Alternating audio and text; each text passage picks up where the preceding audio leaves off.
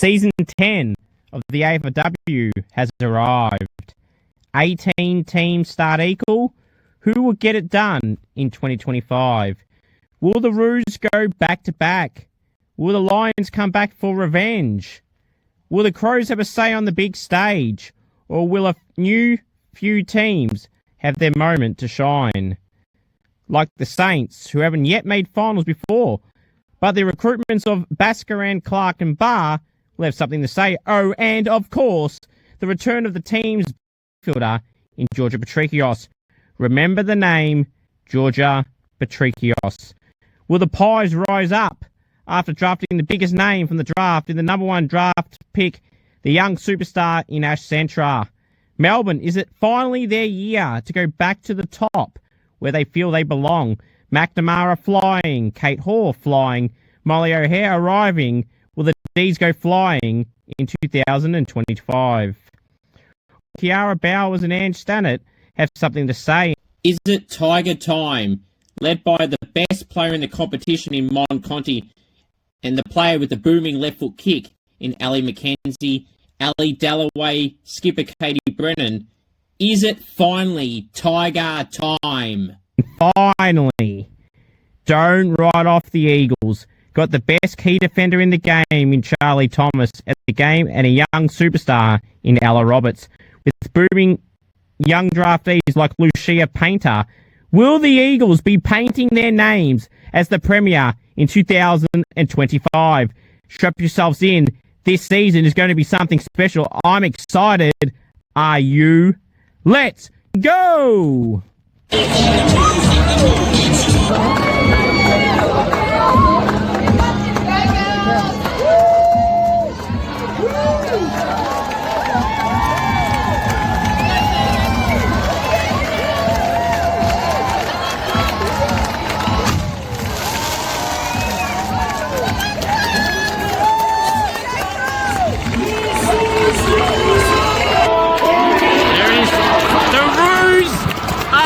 The 2024 AFLW Premiers, they win by 30 points.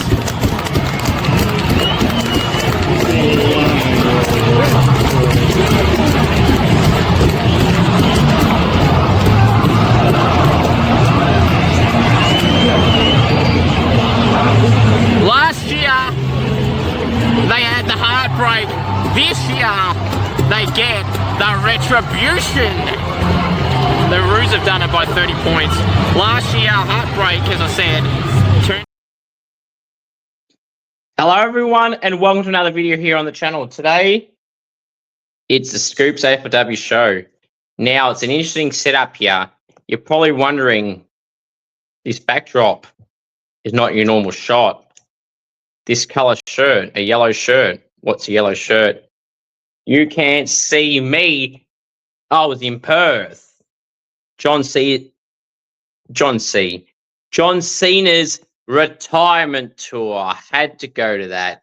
I got so much WWE content and AFLW content coming out over the coming week.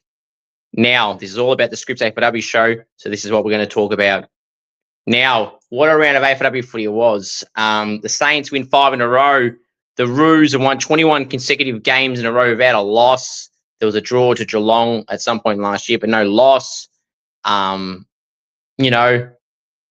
Fremantle upset the Demons. Richmond put a solid effort against the Roos.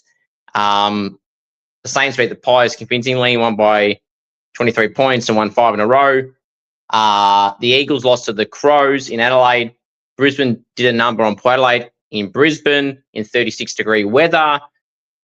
The Bulldogs smashed the Bombers, and the Bombers haven't won since round 3 and have lost 6 games in a row and got belted in a lot of those games. So there's concerns for the Bombers. The Bulldogs have only beaten up on 2 sides around them on the ladder, if not lower.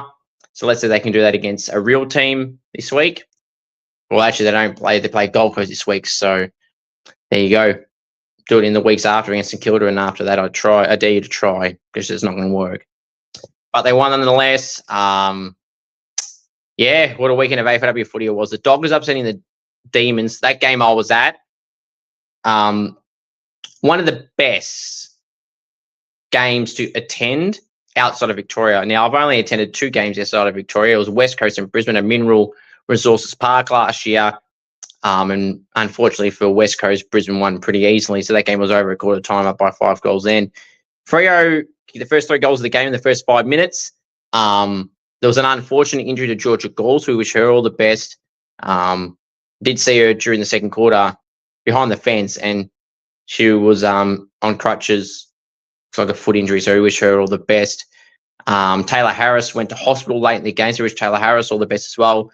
And there's a PCL injury to Mia King from the Roos. We wish her all the best as well.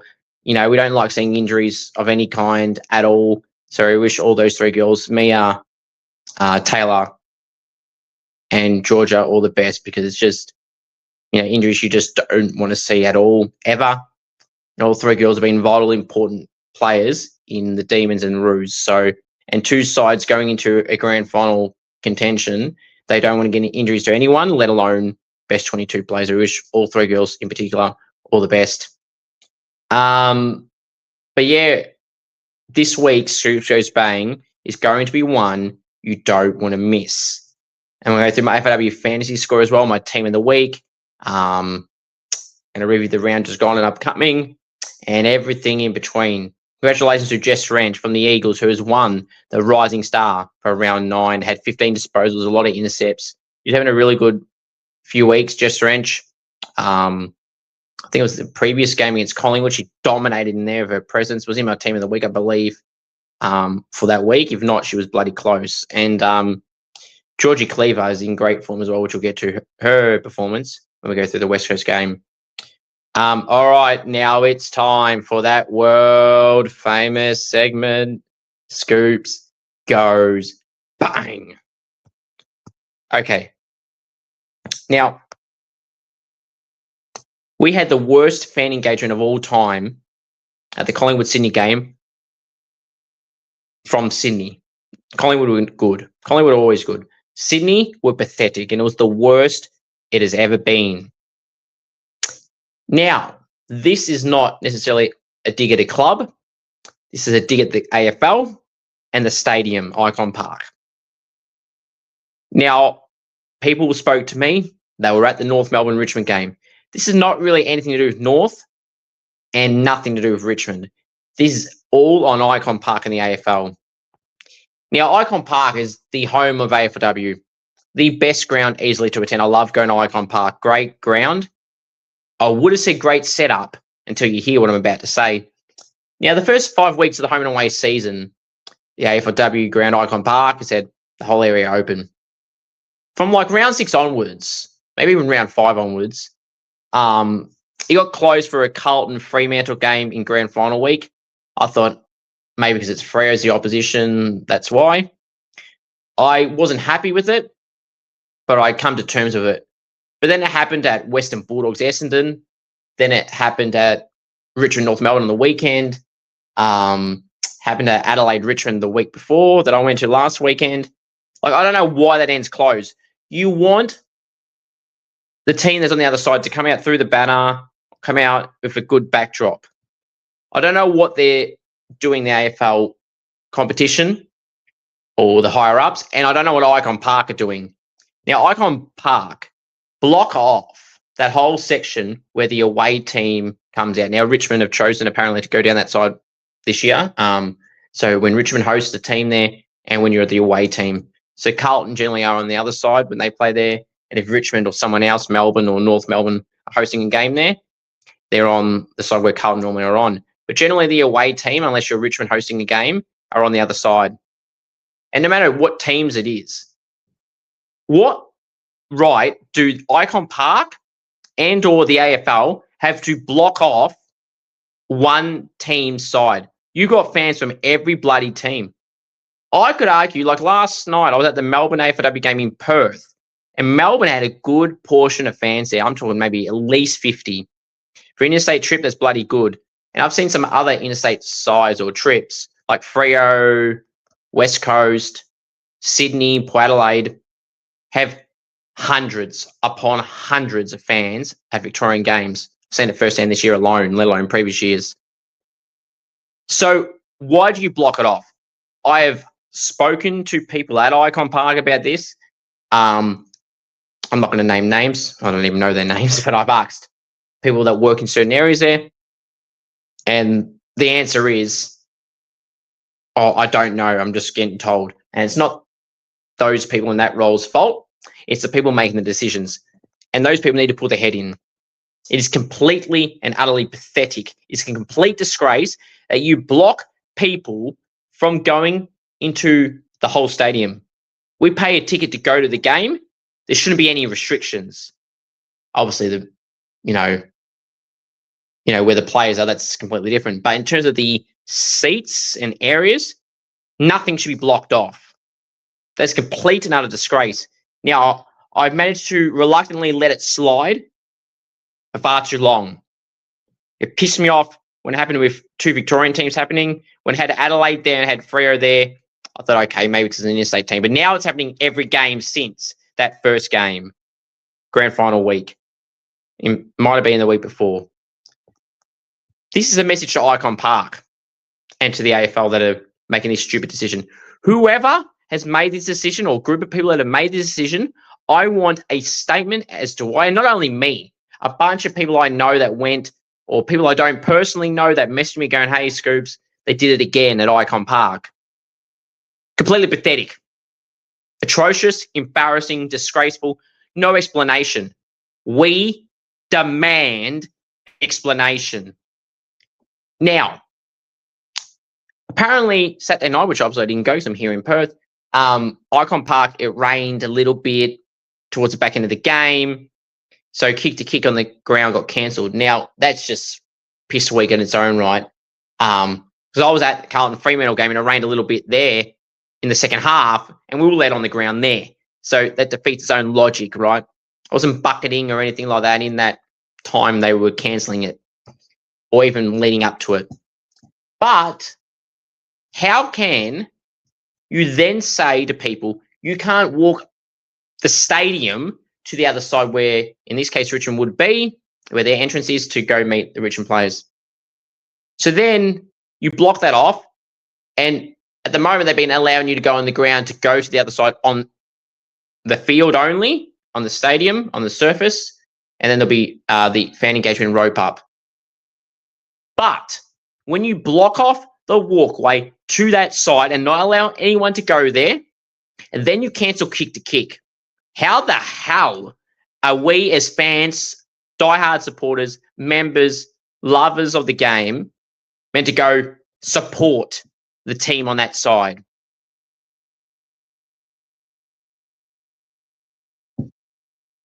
Do you have any brains, AFL? Do you trying to kill everything for us? Do you give a shit about the fans? No, sorry, I'll paraphrase that. You don't give a shit about the fans. I've said this so many times about so many different examples. The AFL don't give a shit how their umpires go. The umpires are continually shit each and every week. They don't care to fix that. They make the game even worse from the umpiring point of view. They add in stupid rules in the AFL comp, just in general, things they don't fix. And this is another issue they've got, and this is another thing I don't expect them to fix. But I'm going to lead the charge here.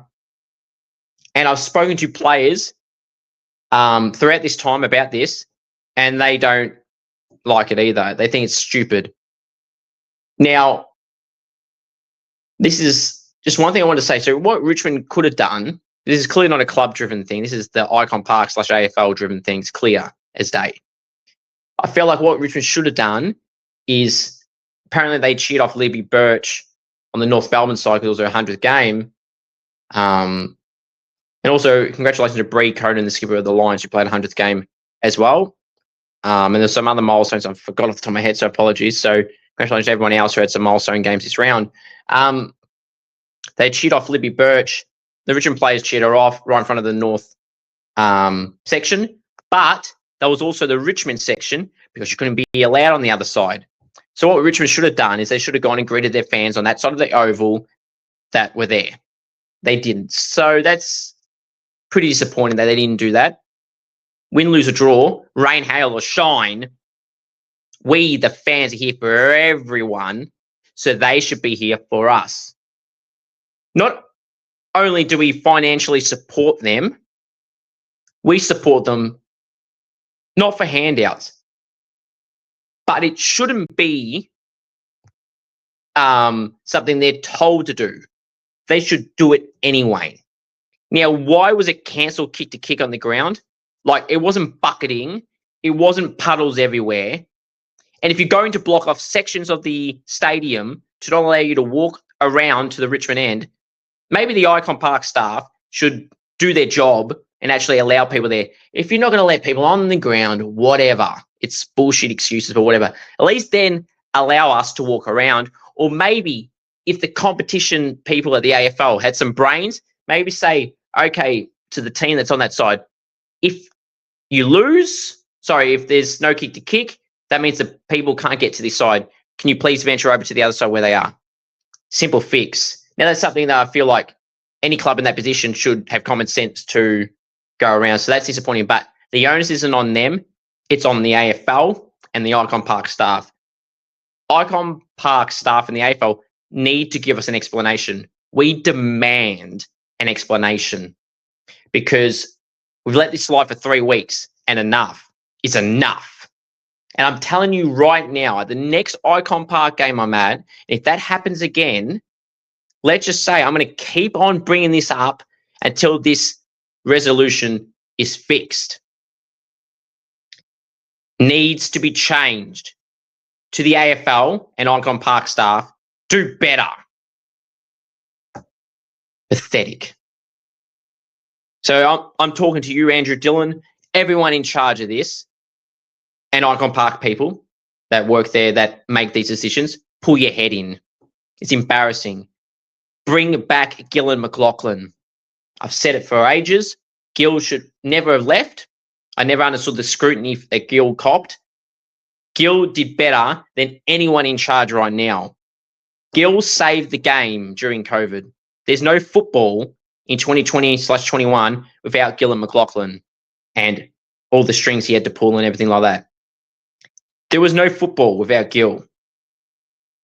Now we're losing football again for different reasons because of the current regime.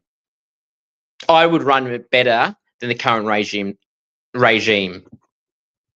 They are really, really bad. And the umpires, speaking of bad, do the umpires like ruining the game for everyone? Do they get satisfied in ruining the game? I've got no strings attached to Freo or Melbourne, like in terms of who I want to win. I like both sides, so I'd like to see a great contest. And it was a great contest at Fremantle Oval at South Freo's ground in the Waffle. Great game. Don't mind that venue, personally. I like Mineral Resources Park probably a tad better, but the setup of both grounds is great. The Perth atmosphere is great. All the setups and everything they got is far better than Winton Oval and basically every other ground I've been at. So that's a great tick to the South Freo ground and Mineral Resources Park. It's amazing how nice all the Perth workers, security, employees and everything are. Maybe the Melbourne people should pull their head in as well and actually learn respect. I mean, I don't think I interacted with one Perth individual from the stadium point of view and everything like that, security, workers there, club employees at both clubs, and even West Coast and Brisbane last year. Not one problem. Now, the people in Melbourne need to pull their head in, and at Geelong as well. Pathetic. The umpiring between Freo and Melbourne was a complete and utter disgrace. There was no one being heavily favoured, but how many throws do you get away with? High tackles. There was one right in front of me. Indy West got her head taken off, and the free was against her. What the hell? I didn't know you can get clotheslined and have your head taken off and then have a free against you. Umpiring was deplorable yesterday. And in some of the other games I got to watch bits and pieces of, it wasn't great either. It was terrible last week when I went to like 4 games in person, and it's been terrible again. It's getting worse and worse the longer the rounds go, the umpiring is. The umpiring is embarrassing. You had the debacle in Adelaide with Adelaide Geelong, with that deliberate, that wasn't deliberate. A lot of throws last week. St Kilda game against Paul, we got screwed heavily by the umpiring there. The Bulldogs were heavily favoured against Hawthorn and Collingwood, and the game before that. Like, what the hell is it? Pull your head in. Pathetic. Hope you all enjoyed that edition of the long edition of the world famous segment, Scoops Goes Bang. Now it's time to go through my Scoops round 9 AFLW Team of the Week. From the back line, the pockets, Georgie Cleaver and Emma Carney. Full back, Paige Trudgeon. Half back line, the flake is Nat Grider.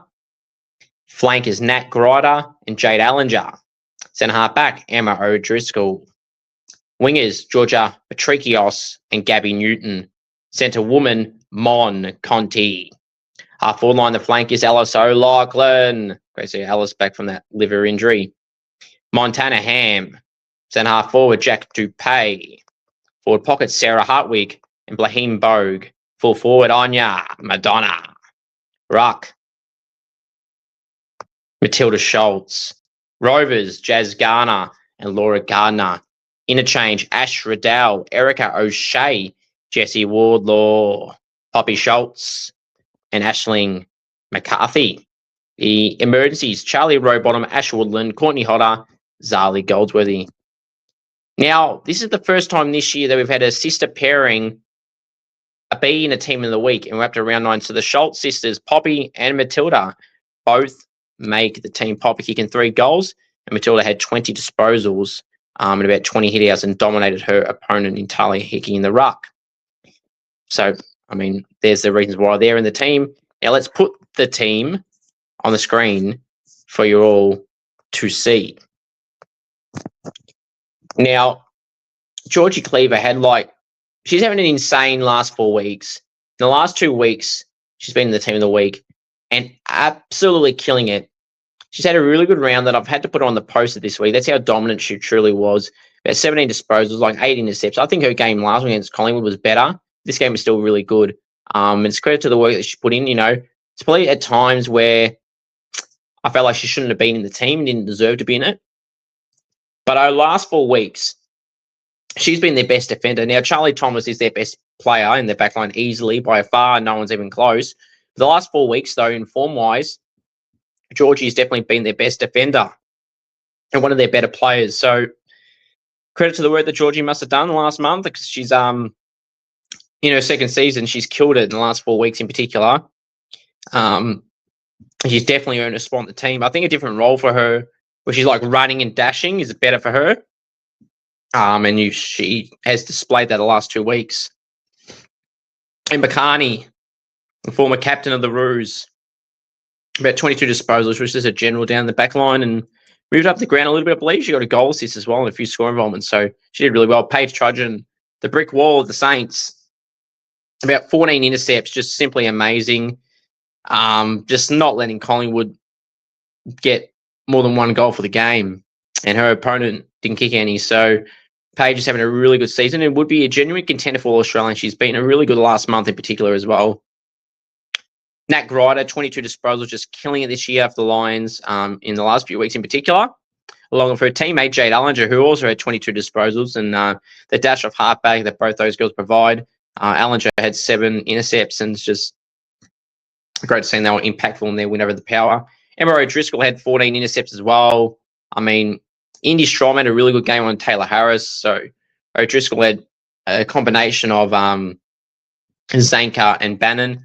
Bannon was okay, but Zanka was below her best for her standards. It's been quite since that first half of the Eagles game, to be honest. And Driscoll did really well, deserved a spot on the team. Georgia Patrikios, 29 disposals. She's a really good player. I said, remember the name Georgia Patrikios in my intro for a reason. She's a bloody good player. The Saints really missed her last year. One step closer to making our first ever finals appearance, and Georgia has really stepped up this year to the level that I know Georgia can provide, and far out, she's been good last month in particular. I mean, it's been pretty consistent all year. Maybe a quiet game here and there in between it all, but bloody consistent the last 2 to 4 weeks. Really great to see Georgia playing like I know she can. She's a gun. Speaking of guns, Mon Conti, the best player in the comp, easily. Don't at me. It's a fact of life. Yeah. Mon's the best player in the comp. 5-time All-Australian. She's been a 6-time All-Australian. Won the Brownlow. Premiership player in her first year. Won the Norm Smith medal. Best player on ground in her first season in that grand final. Mon's the best. 30-odd disposals. But just her impact, particularly in the first half, when I got to see that first half in full, Mon was just everywhere. 13 disposals in the first quarter. Clearances.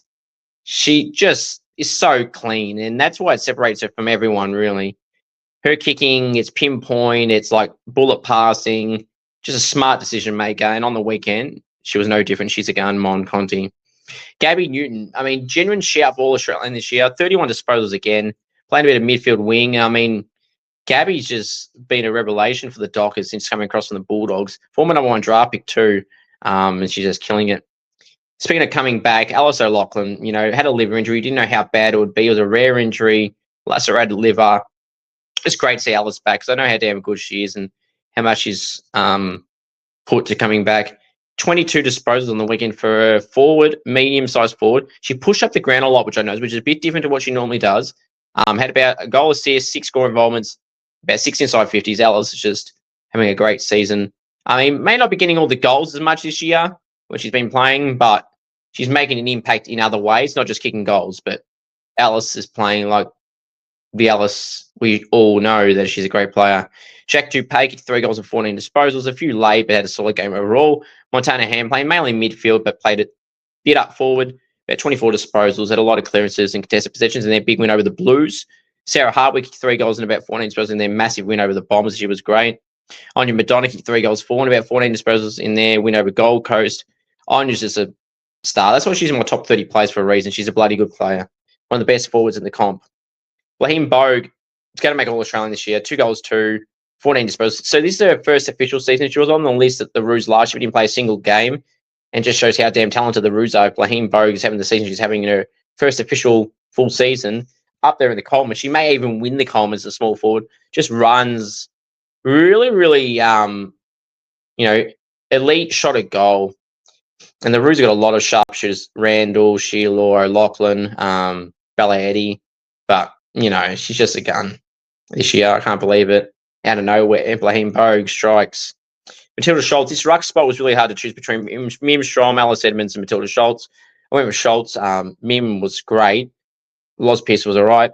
And Edmonds had a good battle over Seth Wales. But I've just gone with Matilda Schultz because she had 20 disposals, and Taylor Hickey had only about 6. Didn't have a major impact. So I went with Matilda Schultz. Jazz Garner, 2 and 30. Played a bit more forward, but also mid. Did really well. Laura Gardner had 43 disposals. She's trying to beat Ash Riddell's record. She's about 3 disposals off. So she had a terrific game in their big win over the Blues. Ash Riddell, speaking of Ash Riddell, on the bench, had about 37 disposals this week. I don't think it was her impactful best game. Still bloody good. But I feel like, especially in the first half that I watched in full, I feel like she could have made a little bit more with her disposals, but she still was bloody good. Erica O'Shea, 21 disposals of halfback, the dash off halfback. Erica O'Shea, since I traded her out of my AFLW fantasy team last 4 weeks, she's been killing it. So thanks, Erica. Appreciate it. Jesse Warlock, 2 goals, 3 with 14 disposals, played really well for the Saints. Poppy Schultz, 3 and 12 against the Swans for the Blues. And Ashley McCarthy, always been on the just missing out. All-Australian shout this year. She may well just miss out on that as well. 29 disposals, a few shots at goal, 7 clearances, I think, a lot of score involvements. Ashley McCarthy is just killing it. She got a goal actually too, which I got on film, and I did vlog that game, and that'll be out sometime this week, maybe Friday. So look forward to that, or even Thursday. So that's that. And then the interchange bench, along with Ashley McCarthy, I've just went through them all. So Mercy, Charlie Rowe, Bottom Ash Woodland, Courtney Hodder, and Zali Goldsworthy. Charlie Rowe, Bottom Ash Woodland, Zali Goldsworthy were the next mids, and Courtney Hodder was the next forward. Probably a bit stiff, Courtney Hodder. Probably could have put her in on the bench over maybe Schultz or O'Shea, but it is what it is. Let me know what your thoughts are on my team of the week down below. Right. So let's go through my AFLW fantasy score. I scored 1,423. my ranking is 3,756. So I went up about 500 spots. I'm really happy with that. Really happy with that score. If Ash Riddell had scored 150 again, I would have got over 1,500 most likely, or thereabouts. So she did really well. Really happy with that. Did 3 trades like I do every week. I brought Alice O'Loughlin back, who got 77. So really happy with Alice's game and fantasy score. I brought Ash Riddell in, who got 113. And Jazz Garner may be my team coming up, ladies and gentlemen. That's an exclusive for you all. And remember, you got 3 or 4 weeks to go. If there's premium players in your side that you're looking to dump only because of salary reasons, if you've got a full team, don't just jump to say, oh, I have to get rid of this player, their break even so high. There's 3 rounds to go. So just keep them in your team. If you plan to keep them, doesn't really matter how much they drop. Think about it. Unless you're trying to get other targets, and that makes a bit of sense. But yeah. But I may be bringing in another big name defender and midfielder this week. Using some downgrade options for my bench. There you go. What are you doing for your team this week? And yeah, it's not too late to join my SCOOPS AFLW Fantasy League 1 UG IZ3ME. All right, now let's go review the round 9 game, shall we? So, first game to go through, West Bulldogs 67, Essendon 10. 57 points to the Bulldogs. Credit to the Bulldogs for their performance, but Essendon are terrible as well, so don't get too carried away. Deplorable performance from the Bombers. Pathetic, disgraceful, embarrassing. Their last goal came from Dario Bannister in the last 6 seconds. So they were almost having history for the first time a Bombers side was held goalless ever. And they're lucky they didn't have that. They played terrible, absolutely terrible. No excuses. Got no one on their injury list. So, pathetic. I just told you, when Essendon were 3-0, people were raving on, they're going to play finals for sure. I said, nope, they're not. They're really not. Got lucky against the Eagles from Sophie Alexander's goal, basically on the siren, from a fluky kick that fell on her lap, from a slips catch. It was a great mark, but tin ass. So they didn't deserve to win that. Then their first 2 games, they're pretty sure they played bottom sides. They played GWS in round 1, so there's my point there. So, yeah, don't get too carried away with this, Bulldogs fans, but you can enjoy it. Izzy Grant was back from concussion, which is great. Maggie Gorham finally got a game. About time. She had about 9 disposals playing in the back line where the ball wasn't down there that much. So well done to Maggie. Great to see her back in, but I still expect her to request a trade along with Mia Austin and Rebecca Privatelli as well. And Fleur Davies, albeit got a game at the moment, should probably look for a trade as well, as I said previous weeks. But Izzy Grant was good. Izzy Pritchard had her moments, and Alice Edmonds in the ruck was clearly better than Steph Wells. The next game we go through was Adelaide 48, West Coast 31, 17 points. The Eagles started really well in the first quarter, but they just couldn't put on the scoreboard. Their delivery inside 50 wasn't the best. Adelaide were clean and sufficient, and that was the difference. Third quarter, Adelaide got away. Last quarter, the Eagles didn't give up. They got it back to around 17 points, but unfortunately, it just wasn't to be. Ella Roberts and Georgie Cleaver and Ella Roberts were some of their better players. For the Crows, Marinoff was also good. Christina Luigi made her debut. Well, Christina goes to make her debut and have some impact early in the game in particular, having a few disposals really early. So, on to Christina. But, yeah, the Crows were good. The Eagles were disappointing a little bit, but they'll bounce back. They got Geelong this week in Perth, and I think they'll win that. But a top 8 race is wide open. So you got Brisbane, Adelaide, Carlton, St Kilda, all on 24 points in that order from 4th to 7th. West Coast are in 8th place on 20 points with Sydney. Their percentage is 0.2 ahead of the Swans.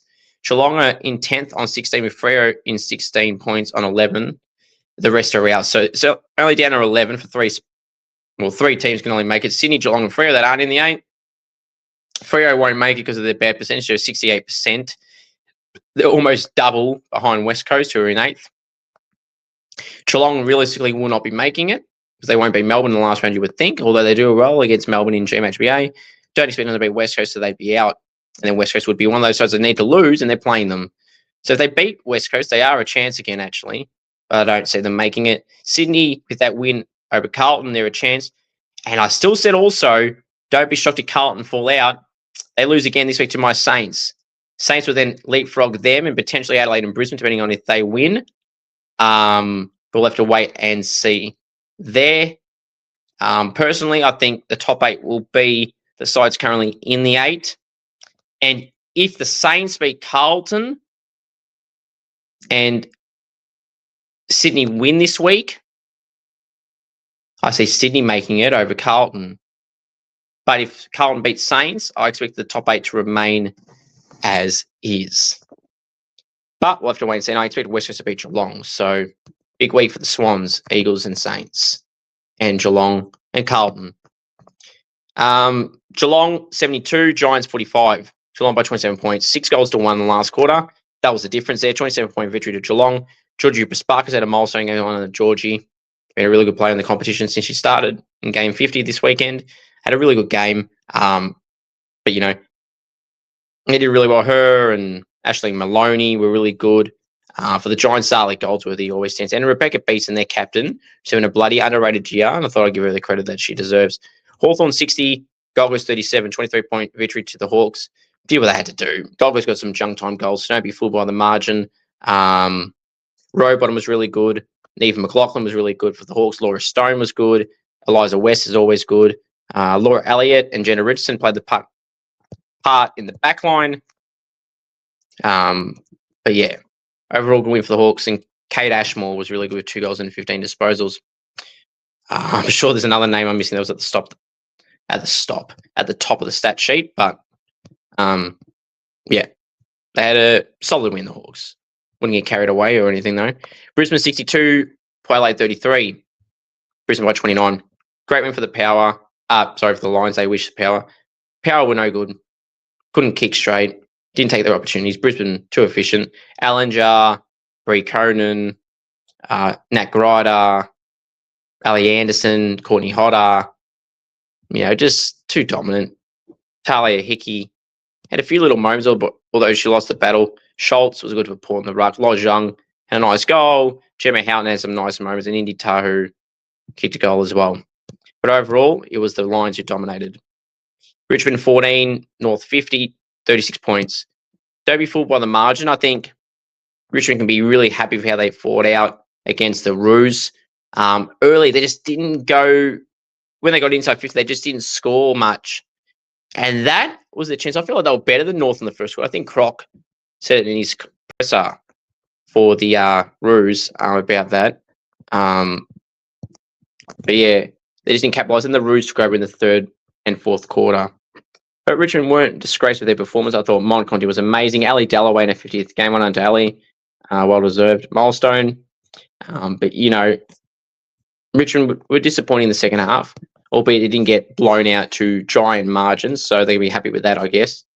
For the Roos, it was Riddell, it was Garner, it was O'Loughlin. Mia King started really well in the first half, about 10 disposals and 4 tackles, but unfortunately went off a PCL injury, so we wish Mia all the best. Hopefully it's not as long as it may be. We wish her all the best. She's been a breakout in that midfield of Ruby Tripodi. And Taylor Gatt will be back in about 3 weeks, first week of finals, so the Roos will be getting some people back, but unfortunately they may be losing some players as well. The next game to go through on Sunday was Sydney 76, Carlton 37, 39 points. Told you Carlton are pretenders. Last week they were so dominant against the bottom side. And actually they weren't so dominant against Geelong, they just scraped over late. You know, some of the players that stood out in the last few weeks didn't stand up at all for Carlton. Poppy Schultz was their best player with 3 goals and 12 disposals. Maddie Hendry had some moments as well. But Laura Gardner stole the show, 43 disposals. Cynthia Hamilton had some nice moments. But yeah, the Swans just got the job done and did what they had to do. The Saints 35, Collingwood 12, Saints for 23 points. Did what they just had to do. They just did what they had to do, the Saints. Warlord 2 goals, 3 and 16 disposals, really good. T. Smith was amazing in the midfield. Georgia Patricus, I mentioned earlier, 29 disposals. We just did what they had to do. Just couldn't let the Pies score. Just dominated control on the scoreboard. Just got the job done. It was just so great to see. Up the Saints 5 in a row and hopefully the first finals appearance as well. And Freo 40, Melbourne 35. The game I was at, 5 points to the Dockers. They deserved it. They did. First 3 goals of the game, Melbourne, the great team they are, came back and leveled the scores. The scores didn't really change too much in the third quarter. A few behinds here and there. Last quarter got going. Ashley McCarthy, Ange Stannett's goal was big moment at the end of the game. With about 5 minutes to go, which I think put him in front. And here is that goal from Ange Stannett that got them in front, because this was a bloody big moment goal. Georgie Brisbane had a really good game as well, along with Mim Shom. Innie Shom did a great job on Taylor Harris. And Ashley McCarthy was really good in the midfield, as was Gabby Newton. Here's the late goal with about 5 minutes to go from the skipper, the co-captain, Ange Stannett. Georgie Brisbane.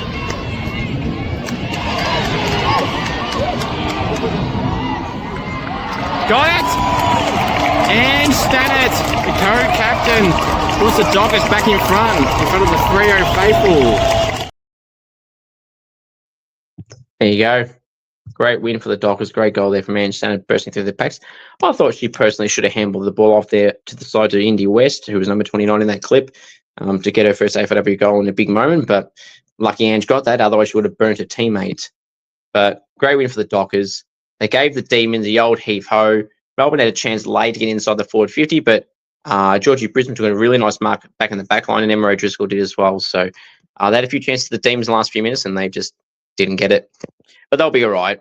And, led by their captain, Kate Hall, they'll be fine, who had a really good game as well. Maeve Chaplin was well held by Indy West. Maeve Chaplin's been dominant all season, was held to only 14 disposals, and no major impact for Maeve this week, who was third in their BNF last year. Right, now let's wrap this show up this evening by previewing round 10. Right, so first game, here we are. On Friday night, we've got a doubleheader, 7:15 p.m. Victorian time at Alberton Oval. It's Port Adelaide hosting Hawthorn. I'll be tipping Hawthorn this one by 6 points, but I'm not going to write off Port though. 9:15 p.m. Victorian time, it's West Coast hosting Geelong. I'll be tipping the Eagles in this one by 12 points. Saturday, 1:05 p.m. at Casey Fields, is Melbourne hosting Sydney. I'll be tipping the Demons in this one by 20 points. 3:05 p.m. at Henson Park, as the Giants hosting the Dockers. I'll tip Freo by 15 points. 3:05 p.m. at Arden Street on Saturday, it's Northern Adelaide. I'll be tipping the Roos in this one by 8 points. They normally have close contests. 7:15 p.m. at Ikon Park, it's Carlton and the Saints. I'll be tipping my Saints in this one by 9 points. Sunday, 1:05 p.m. at Windy Hill, it's Essendon and Brisbane. I'll be tipping the Lions in this one by 48 points. 3:05 p.m. at Vic Park, it's Collingwood and Richmond. Really hard to choose here. I'm going to go the Pies by 1 point. And the last game to end round 10, it's Gold Coast and the Western Bulldogs at the Great Barrier Reef Arena in Mackay, 5:05 p.m. Victorian time. I'll tip the Gold Coast Suns by 1 point. Thank you all for watching this week's episode of the Scoops AFLW show. Until next week, thank you, take care, and go Saints. 5 in a row, go Saints.